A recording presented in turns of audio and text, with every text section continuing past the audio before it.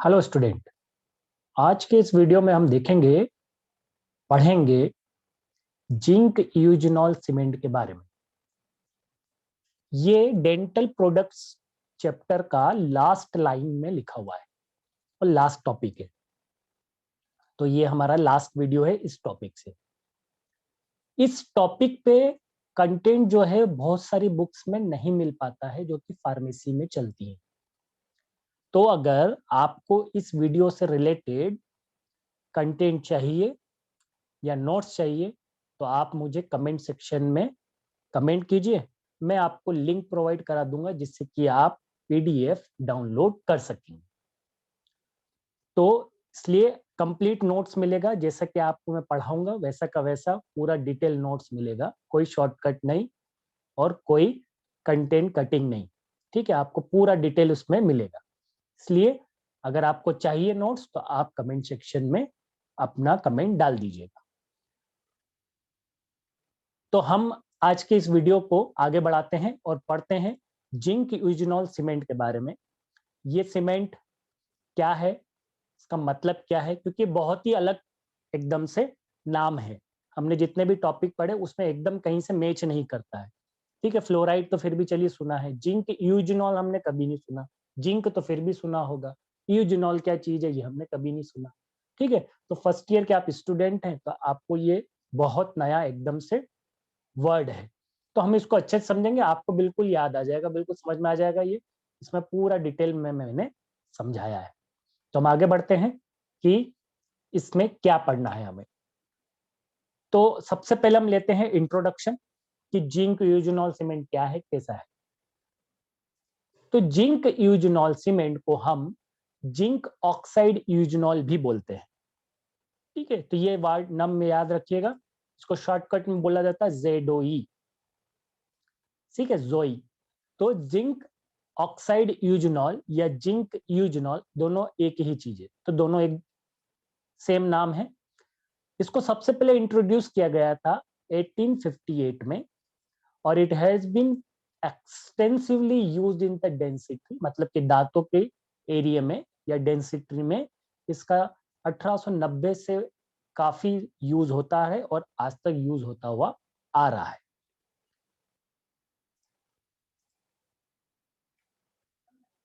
Zinc oxide eugenol जो है वो एक मटेरियल है created by the combination of zinc oxide and eugenol. तो हमको यहां से वर्ड से समझ में आ रहा है कि जिंक ऑक्साइड यूजिनॉल जो है वो दो चीजों का मिक्सचर है। एक जिंक ऑक्साइड है और एक यूजिनॉल है। दोनों को मिला के हम क्या बना रहे हैं।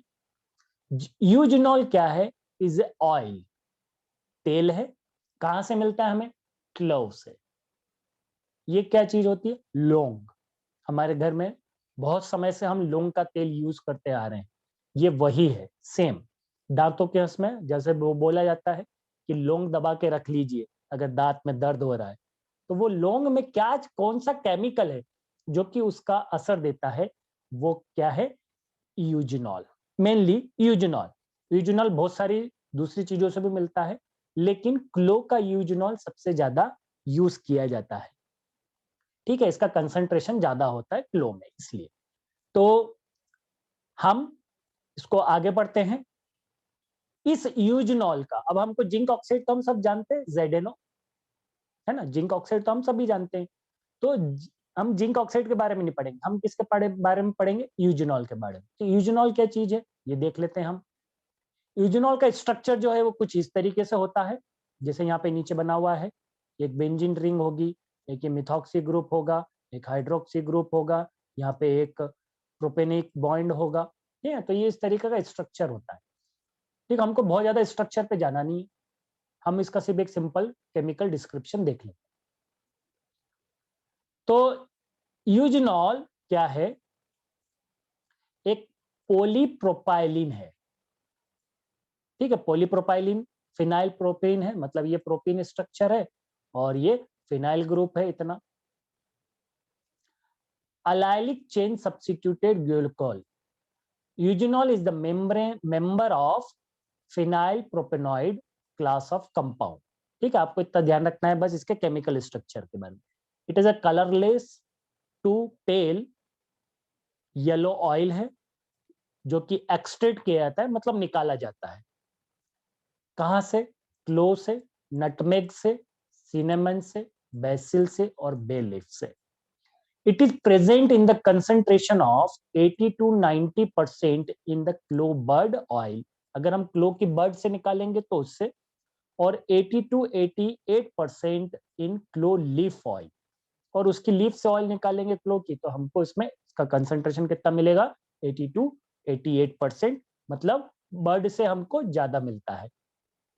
तो इतना हमको इसके इंट्रोडक्शन में याद रखना है और इसको हमको पढ़ना है। आगे बढ़ते हैं हम कि जिंक ऑक्साइड यूजनॉल के टाइप्स क्या है, मतलब ये जो सीमेंट है इसके टाइप्स क्या क्या है, हम एक एक करके पढ़ते हैं। According to the ANSI, American national standard, ठीक है,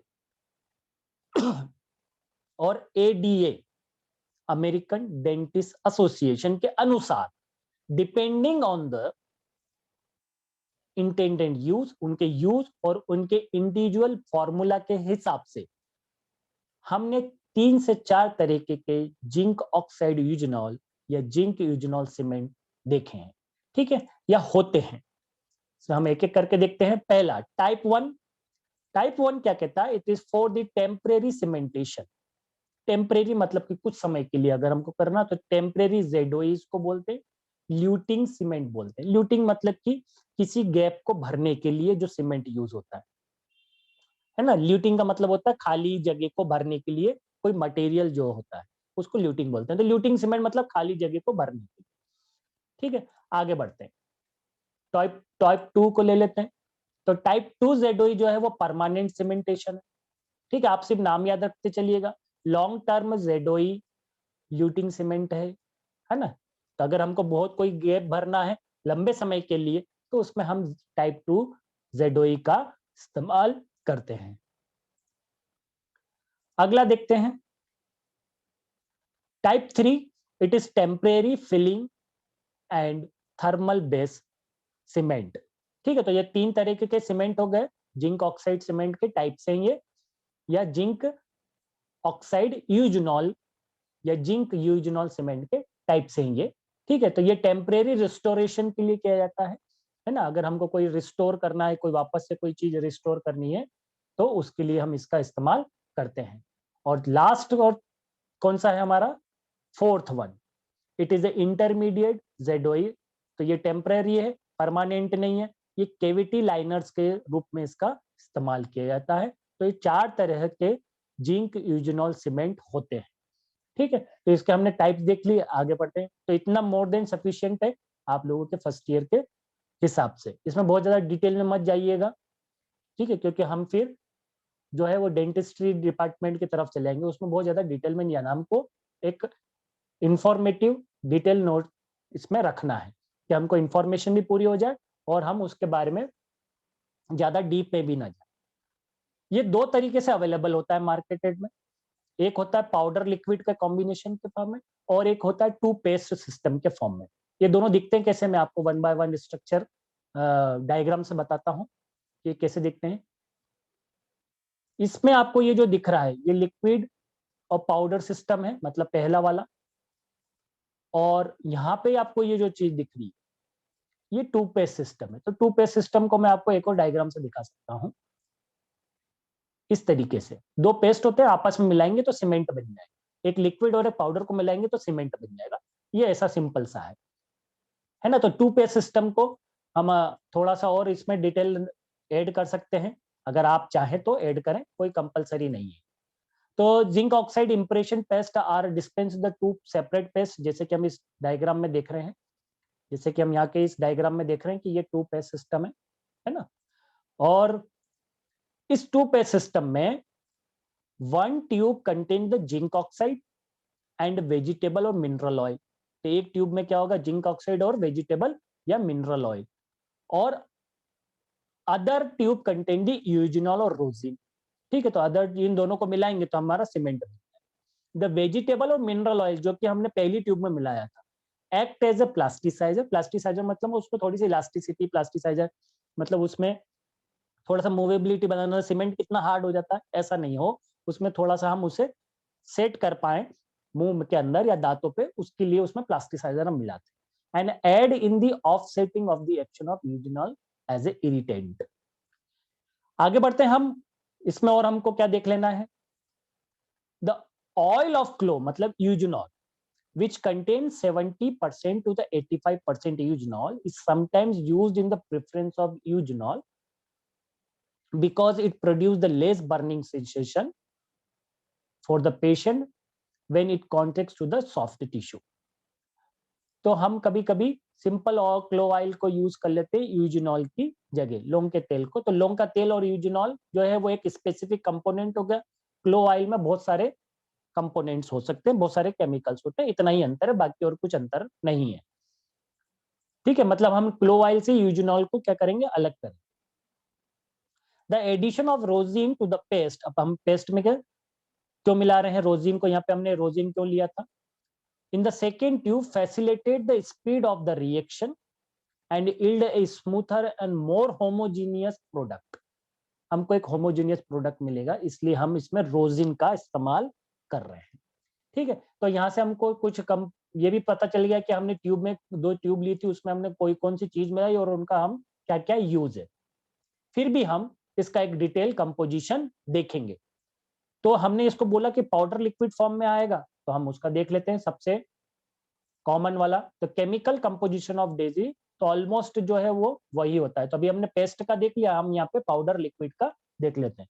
पाउडर का में क्या क्या चीज होगी, जिंक ऑक्साइड होगा, और ये इसका परसेंटेज कितना होगा टोटल पाउडर के उसमें, ये 69% प्रेजेंट होगा। ठीक है, और ये प्रिंसिपल इंग्रेडिएंट है। ऑब्वियसली जिंक ऑक्साइड यूजिनॉल है या जिंक यूजिनॉल है, तो ये प्रिंसिपल इंग्रेडिएंट है।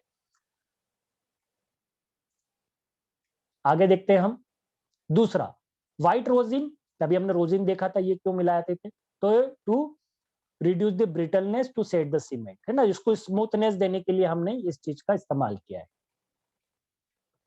जिंक स्टीरेट की यूज करें, ये एक्सीलेटर है, मतलब कि उसको सेटिंग में फटाफट उस सीमेंट को जो बना कर सेट करने में, और प्लास्टिसाइजर्स के रूप में यूज होता है। और जिंक एसिटेट का हम इस्तेमाल करते हैं तकरीबन 0.7%। ठीक है, it is added in the some powder, हमेशा नहीं, act with the eugenol in the similar manner as the zinc oxide, ये कभी कभी यूज किया जाता है। तो ये पाउडर का कंपोजिशन हमने देखा। अब हम देखते हैं लिक्विड का। तो पाउडर लिक्विड का, टूथपेस्ट का तो हम देख चुके हैं इसके पहले वाली स्लाइड में ना, इसलिए अपन उसको वहां पे एड करें। आप चाहे तो उसको यहाँ पे लिख सकते हैं कंपोजिशन में। इसमें क्या क्या है, यूजिनॉल है, इसका परसेंट तकरीबन 85% है। ये react with the zinc oxide, जो प्रिंसिपल इंग्रेडिएंट्स है उसके रिएक्शन में काम आता है। और दूसरी जो चीज है वो ऑलिव ऑयल, जो कि हमने उससे पहले वाली उसमें भी देखा था, मिनरल ऑयल और ऑलिव ऑयल का इस्तेमाल किया था पेस्ट में भी हमने। और ये किसकी तरह एक्ट करता है, प्लास्टिसाइड। तो ये कंपोजिशन है जिंक ऑक्साइड का। जिंक ऑक्साइड का जो पहला फॉर्म है पाउडर लिक्विड, वो कैसे बनाया जाता है। पेस्ट का फॉर्म हम इससे पहले वाले फॉर्म उस पर स्लाइड पे देख चुके हैं। ठीक है, तो ये आप उसमें कंपोजिशन में दोनों तरह को मेंशन कर सकते हैं। सेटिंग रिएक्शन, सेटिंग रिएक्शन का मतलब जब आपने दो लिक्विड को या लिक्विड सॉलिड को मिलाया, पाउडर लिक्विड को मिलाया, या फिर जब आपने दो पेस्ट को आपस में मिक्स किया, तो उसमें वो पेस्ट सीमेंट कैसे बनेगा, इसमें हम यहाँ पे वो रिएक्शन देखेंगे, क्या रिएक्शन होती है जिसके कारण वो पाउडर वो सीमेंट बनता है। An acid base reaction takes place with the formation of zinc eugenol chelate. अब ये चिलेट फॉर्मेशन है ना, चिलेट फॉर्मेशन है मतलब कोऑर्डिनेशन कंपाउंड बना है। चिलेट फॉर्मेशन, जिंक ऑक्साइड जब हम यूजिनॉल के साथ मिलाएंगे तो जिंक यूजिनॉल चिलेट फॉर्म है। This reaction is catalysed by the water, जब आप उसमें पानी में डालेंगे तो वो रिएक्शन जो है ज्यादा प्रोसीड होगी, तेजी से एक्सिलरेट होगी in the presence of metal salt की प्रेजेंस में। हम देखते हैं कि ये कैसे होता है। फर्स्ट स्टेप में क्या होगा, थोड़ा सा मैं इसको ये ड्राइंग्स हटा देता हूं। फर्स्ट स्टेप में क्या होगा, in the first step the hydrolysis of the zinc oxide takes place and hydroxide बनेंगे उसके। So water is essential for the reaction, इसके लिए पानी जरूरी है। ठीक है, तो जिंक ऑक्साइड को हाइड्रोलाइसिस हम पानी के बिना नहीं कर सकते। तो उसके कारण वो हाइड्रोक्साइड में convert. Dehydrated zinc oxide will not react with the dehydrated eugenol. तो हम यूजनॉल, अगर हम डिहाइड्रेटेड जिंक ऑक्साइड लेंगे तो वो यूजनॉल के साथ कम जो चिलेट फॉर्मेशन कर रहा है वो नहीं बना पाएगा, तो इसलिए हम उसको क्या कर रहे हैं, हाइड्रोक्साइड, उसका हाइड्रोलाइसिस कर रहे हैं। आगे बढ़ते हैं अपन। तो ये रिएक्शन है, जिंक ऑक्साइड जो है वाटर के साथ करेगा और जिंक हाइड्रोक्साइड का फॉर्मेशन करेगा। अब सेकंड रिएक्शन में ये बेस रिएक्शन है, टिपिकली एसिड बेस रिएक्शन होगी, जैसे हमने यहाँ पे बोला था ये टिपिकल एसिड बेस रिएक्शन है। तब ये क्या हो गया, ये हाइड्रोक्साइड हो गया, ये बेसिक हो गया, और यूजनॉल जो हो गया वो एक एसिड की तरह रिएक्ट करेगा और एक चिलेट बना लेगा और वाटर मॉलिक्यूल निकल जाएगा।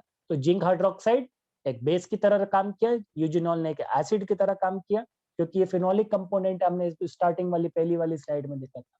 ठीक है, तो ये स्लाइटली एसिडिक कंटेंट है, तो एसिड बेस्ड रिएक्शन होगी और जिंक यूजनॉल चिलेट का फॉर्मेशन हो जाएगा। The chelate form in the amorphous gel and that tends to crystallize, imparting the strength of the set mass. The structure of the cement, इस cement के structure में क्या होगा, the set cement consists of the particles of the zinc oxide embedded in the matrix of the zinc eugenol. तो ये जो chelate formation हुआ है, अगर हम इसका स्ट्रक्चर देखेंगे, इस जिंक यूजनॉल का स्ट्रक्चर देखेंगे, तो इसके मैट्रिक्स में छोटे छोटे पार्टिकल्स जो हैं वो जिंक ऑक्साइड के समा जाते हैं, मतलब अंदर की तरफ प्रेजेंट होते हैं, एम्बेडेड होते हैं, है ना। तो ये इसकी सेटिंग रिएक्शन है, जिसमें हमको याद रखना है कि ये कैसे रिएक्शन कर रहा है और कैसे उसमें सेटिंग रिएक्शन वो दे रहा है।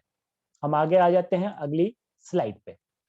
अच्छा, इसका सेटिंग टाइम कितना होता है, अराउंड 4 to 10 मिनट्स। अब इसमें फैक्टर कौन कौन से हैं जो कि इसके सेटिंग टाइम को अफेक्ट करते हैं, वो है complete reaction between the zinc and oxide and eugenol takes place the 12 hours. तो हमने बोला कि सेटिंग टाइम तो उसका 4 से 10 मिनट है, लेकिन उसको पूरी अच्छी तरीके से कंप्लीट होने में कितना टाइम लग जाता है, तकरीबन 12 घंटे। और ये बहुत ज्यादा स्लो है और क्लिनिकली कन्वीनियंट है, मतलब अगर हम पेशेंट को बोले कि 12 घंटे का आप ऐसे लगाए रखो तो कन्वीनियंट नहीं होता थोड़ा सा। पार्टिकल साइज, तो जितना ज्यादा हम स्मॉलर साइज जिंक ऑक्साइड का लेंगे उतना ज्यादा उसकी सेटिंग जो है वो फास्टिंग होगी, उतनी ज्यादा वो ज्यादा से ज्यादा जल्दी रिएक्शन करेगी। एक्सीलरेटर का कंसंट्रेशन भी अफेक्ट करता है इसके सेटिंग टाइम को, जैसे कि alcohol, glacial acetic acid, water makes दी सीमेंट सेट फास्टर। अगर हम इनका इस्तेमाल करेंगे तो ये सेटिंग फास्टिंग होगी। हीट भी अफेक्ट करती है सेटिंग टाइम को। कूलिंग ग्लास स्लैब, ठीक है, स्लो रिएक्शन। ग्लास स्लैब कहाँ देखी, अब ये तो हमने देखी, कहाँ देखी, अब ये वापस से देखते हैं अपन ग्लास स्लैब कहाँ देखी, मैं आपको बताता हूँ। हमने डायग्राम में देखी, ठीक है, ये ग्लास स्लैब जो है देख रहे हैं आप यहाँ पे, है ना, मेरा आप देखिएगा, मैं हाइलाइटर से बताता हूँ, ये ग्लास स्लैब, ठीक है, ये ग्लास स्लैब है। तो इस ग्लास स्लैब का जो टेम्परेचर है वो भी अफेक्ट करता है। अपन आ जाते हैं हमारे उसी पे। तो ग्लास स्लैब से जितना उसका कूलिंग होगा उतना वो स्लो रिएक्शन प्रोसीड होगी। अगला क्या है, रिटार्डर्स। ऐसे कौन से जो कि इसको करते हैं, रिटार्ड कर देते हैं। तो the set can be treated with the glycol and glycerine के साथ जब हम उठाएंगे तो वो रिटार्डर की तरह वर्क करेंगे, मतलब उसकी प्रोसेस को स्लो कर देंगे। फिर पाउडर लिक्विड रेशो, अगर हम पहला वाला टाइप का यूज कर रहे हैं तो पाउडर लिक्विड रेशो, इसको शॉर्टकट में बोलते हैं पीएल रेशो, है ना, ये ध्यान रखिएगा, आगे फिर आएगा पाउडर लिक्विड रेशो या पीएल रेशो। तो जितना पीएल रेशो हाई होगा उतना सेटिंग जो है वो क्या हो जाएगी, फास्ट होगी। तो ये हमको याद रखना है कि कौन कौन से फैक्टर्स जो है उसके सेटिंग टाइम को क्या करते हैं, अफेक्ट करते हैं। अब इसकी प्रॉपर्टीज देख लेते हैं कि मैकेनिकल प्रॉपर्टीज कैसी होती हैं सीमेंट की, जिंक यूजनॉल सीमेंट की। तो पहले कंप्रेसिव स्ट्रेंथ देख लेते हैं। Relatively weak cement range from the low 3 to 4 megapascal up to the 50 to 55 megapascal तक रहता है। टेंसाइल स्ट्रेंथ कितनी रहती है, ranges from the 0.32 to the 5.3 megapascal. ये हमको एज इट इज याद रखना पड़ेगा। अब हम ये कैसे कैलकुलेट करते हैं, क्या करते हैं, इसकी डिटेल में नहीं जाना। मॉड्यूल इलास्टिसिटी, मतलब उसकी इलास्टिसिटी कितनी है, that is 0.22 to 5.4 gigapascal. Thermal properties क्या है, तो मैकेनिकल प्रॉपर्टी के बाद हम कौन सी देख रहे हैं, thermal properties. Thermal properties, the properties their thermal insulating properties are excellent. तो इनमें अच्छी थर्मल प्रॉपर्टीज होती है, इतना ध्यान रखिए। इसकी यूनिट भी है, वो मैंने यहाँ पे मेंशन नहीं करी है, हमको इतनी यूनिट याद रखने की जरूरत नहीं, आप बता दिए। It has the good thermal property. solubility and disintegration, the solubility of the test set cement, अब सेट सीमेंट जो सीमेंट की सेटिंग हो चुकी है, इज हाईएस्ट अमॉन्ग्स दी, ठीक है, is highest among the cement, जितनी भी तरह की सीमेंट होती है उसमें इसका जो set solubility of the set cement है वो ज्यादा होती है। दे डिसइंटीग्रेट इन ओरल फ्लूइड्स, या नॉर्मली ओरल फ्लूइड्स में क्या होती है, धीरे धीरे डिसइंटीग्रेट हो जाती है, जैसे दांत में लगाएंगे तो धीरे धीरे गल गई। solubility is reduced by increasing the PL ratio। अब मैंने आपको पहले बोला था PL रेशो क्या है, पाउडर लिक्विड रेशो, है ना, तो यहाँ पे ये काम आ रहा है PL रेशो। जितना आप PL रेशो इंक्रीज करेंगे solubility उतनी इसकी क्या हो जाएगी, डिक्रीज हो जाएगी, उतना हम वो जल्दी से मुंह से नहीं निकलेगा। चलिए अपन आगे बढ़ते हैं, प्रॉपर्टीज और देख लेते हैं। Addition properties that do not adhere well to the enamel, they do not adhere well to the enamel and dentin. This is the one reason why they are not often used in the final cementation of the crowns and bridges। crowns मतलब कि capping करना, crown बनाना, जैसे आप देखते होंगे ना कि कुछ दांतों पे वो गोल्डन का और कुछ पे सिल्वर कलर की क्राउनिंग की जाती है। क्राउन मतलब कि ऊपर से टोपी पहना रहे हो, है ना। ब्रिजेस मतलब कि दो दांतों के बीच का गैप कम कर, है ना। तो इसलिए हम इसको क्यों, क्योंकि इसका इनेमल और डेंटिन पे इसका एडहेरेंस ज्यादा नहीं होता, इसलिए हम इसको फाइनलाइजेशन या फाइनल सीमेंटिंग के लिए कभी भी यूज नहीं करते। बायोलॉजिकल प्रॉपर्टीज क्या क्या है, जो पीएच जो ये जो अफेक्ट करता है वो किस पे काम करता है, जनरली 6.6 to 8 पीएच के उसमें देखा जाता है। Least irritating amongst the all cement है, बैक्टीरियोस्टेटिक प्रॉपर्टीज लिए हुए होता है, और स्मूथिंग इफेक्ट देता है पल्प पे, ठीक है। अदर प्रॉपर्टीज क्या क्या है इसकी, अदर प्रॉपर्टीज है कि ये टॉक्सिक नहीं है ज्यादा, optically property it is opaque in nature है सेट सीमेंट की, have the stable on storage and good shelf life है इसके कारण, मतलब इसके हम लॉन्ग समय तक इसको हम यूज कर सकते हैं। फिल्म की जो थिकनेस है दैट इज अराउंड 25 म्यूएम है, और is higher other than cement, जो अदर सीमेंट्स होती हैं उनकी कंपैरिजन में इसकी ये हायर होती है फिल्म की थिकनेस। तो ये इसकी प्रॉपर्टीज है जो कि हमको याद रखनी है। यूजेस, तो सबसे पहले हम यूज देख लेते हैं कि कहाँ कहाँ यूज होता है। तो for the temporary and permanent cementation, for temporary filling, इसके अलावा कैविटी लाइनिंग एंड बेसिस के लिए, ठीक है, कैविटी लाइनिंग और बेसिस के लिए हम इसका यूज करते हैं। पल्प कैपिंग एजेंट के रूप में हम इसका यूज करते हैं, तो जनरली हम इसको इनेमल डेंटिन में यूज नहीं करते, कहाँ पे, पल्प कैपिंग। सेकेंडरी यूज होता है फॉर रूट कैनाल रिस्टोरेशन, जब रूट कैनाल रिस्टोरेशन किया जाता है तो उसका यूज सेकेंडरी टाइप के उसमें, या सेकेंडरी आप होते हैं ना प्राइमरी सेकेंडरी, पहले हम किसे यूज करेंगे बाद में हम किसे यूज कर सकते हैं, तो सेकेंडरी यूज के रूप में हम इसका यूज कर सकते हैं for the root canal restoration. Protective sedative linings in the deep caries cavities, ठीक है, तो प्रोटेक्टिव और सेडेटिव लाइनिंग्स यूज होता है किसमें, जब डीप कैरियस कैविटीज, कैरियस मतलब कि जिसमें कैरीज हो गई है, कैविटी बन गई है, बहुत ज्यादा डीप हो गया है, पल्प के वहां तक पहुंच गए, तो उसमें प्रोटेक्टिव सेडेटिव लाइनिंग के लिए हम इसका यूज करते हैं। आगे बढ़ते हैं, पीरियोडेंटल और सर्जिकल पैकिंग में हम इसका यूज करते हैं, और depending upon on their use they are very widely in their properties. In general they are the cement of the low strength and the least irritating of the all dental cement। तो इसके कुछ properties के साथ इसका use हमने देख लिया। इसके अलावा जिंक यूजिनॉल सीमेंट जो है वो फिलिंग और सीमेंट मटेरियल की तरह हम इसमें यूज कर रहे हैं, जैसे कि हम जा रहे हैं।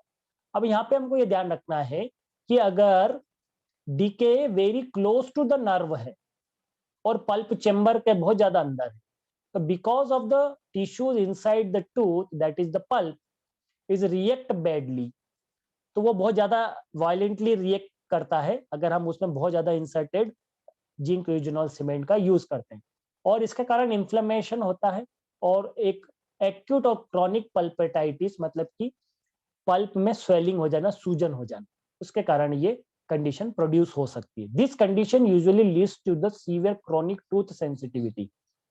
इसके कारण क्या होता है, कभी कभी टूथ सेंसिटिविटी जो है वो क्रिएट हो जाती है, और एक्चुअल टूथ एक्ट कैन और actual tooth act and can then only be treated with the removal of the pulp. अब उसको हम रूट कैनाल थेरेपी के अलावा हम जब पल्प को रिमूव करेंगे तभी हम इसको फिर ठीक कर पाते हैं। तो ये इसके साथ एक थोड़ी सी यूज के साथ एक समस्या सी हम बता सकते हैं कि डिसएडवांटेज, लेकिन हम डिसएडवांटेज और एडवांटेज अभी देखते हैं अलग से।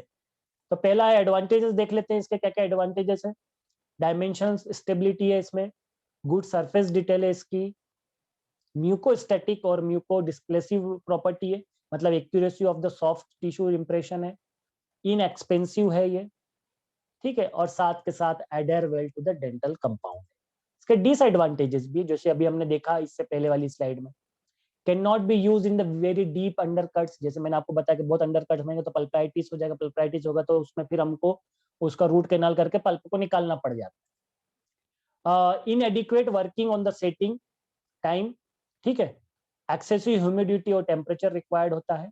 Eugenol allergy in the same patient, कभी कभी किसी पेशेंट में यूजिनॉल को लेके कोई सेंसिटिव रिएक्शन या इरिटेटिंग एक्शन या हाइपर सेंसिटिव रिएक्शन जिसको हम बोलते हैं, जैसे कभी कभी हमको कोई दवाई खाने से भी रिएक्शन हो जाती, वैसे ही इसमें यूजिनॉल के कारण कभी कभी कोई सेटिंग है। तो this is the all about of the zinc eugenol cement. हमने इसमें डिसएडवांटेज देखा, उसकी सेटिंग रिएक्शन देख ली, टाइप्स देख लिए, उसके यूजेस देख लिए, ठीक है, और उसका इंट्रोडक्शन देख लिया, क्या चीज है, कैसे मिलके बनाते हैं हमने, और किन फॉर्म में वो अवेलेबल होता है।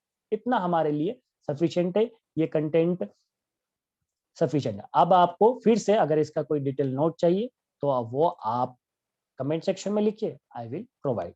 ठीक है, तो थैंक यू। नेक्स्ट हम फिर से नए टॉपिक के साथ मिलेंगे अगले वीडियो में, अगले चैप्टर में, जो कि यूनिट 3 का है, ठीक है, जिसमें हम जीआईटी एजेंट्स के बारे में देखेंगे। Thank you.